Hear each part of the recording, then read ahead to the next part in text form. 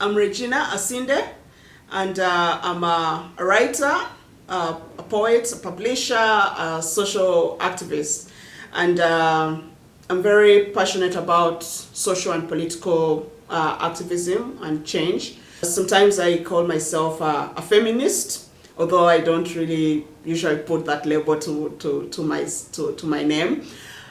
Because for me, being a feminist is not just about having a label that I'm a feminist, but actually being and doing. And that is in actually empowering. What am I doing to empower fellow women? What am I doing to fight for justice? What am I doing to fight for gender equality?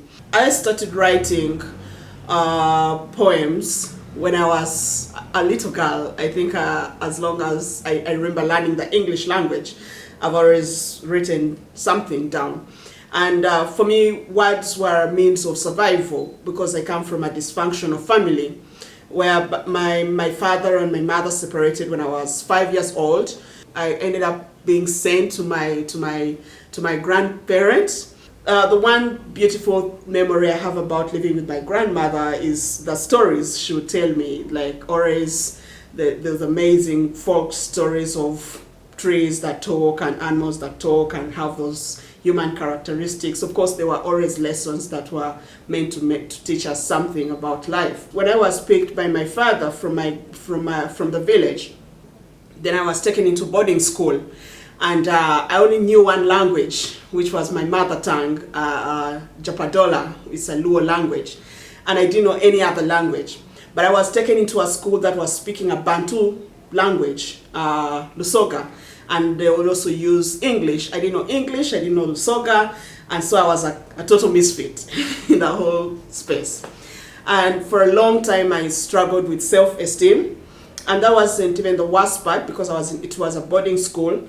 But during holidays, I had to go back home to the new family that my dad and my stepmom had started. And they would speak English, and I didn't know English. And for me to survive in the family, to fit in both at school and the family, I had to learn English. And the only way I could learn how to learn English was by listening and also read the books that my stepsisters were very good with literature, so I would read their books. I usually didn't understand anything that I was reading, but I would just read. And because I wasn't very comfortable, I learned how to write. So I would write, instead of speaking, I could write. So I would write down what I'm feeling, I would write down what I think, I would write down. So even up to date, usually I cannot really face someone and tell them something, but if I feel something, I feel more comfortable writing it down than speaking it out. A reason why I majorly focus on poetry is because for me, poetry enables me to say whatever I want to say in the shortest words possible. When I'm choosing the words that I use, I'm very careful about the words that I use when I'm writing my poems. I have to ensure that every word that I put in there is portraying exactly what I feel, exactly what I think. With poetry, you can just push out all the emotions and in very few words, and no one is going to complain. At the moment, there's so much injustices happening in our country. I work with an organization that trains community organizers, community mobilizers, and activists and human rights defenders, and generally communities, to stand up against injustices. Most of the communities that we work with are facing issues of land grabbing, not massive land grabbing by the government. By our government, and they're getting evicted from their land. There are very heartbreaking stories when you go into these communities and listen to the communities. The organization is called Solidarity Uganda. So what we do is we go and empower those communities to be able to stand up against these injustices through civil resistance. We encourage them to take power, because power belongs to the people. So if we withdraw, we refuse to cooperate with our oppressors and our repressors, then now we are taking back our power. People don't realize this, that every dictatorship, every oppressor relies on your cooperation.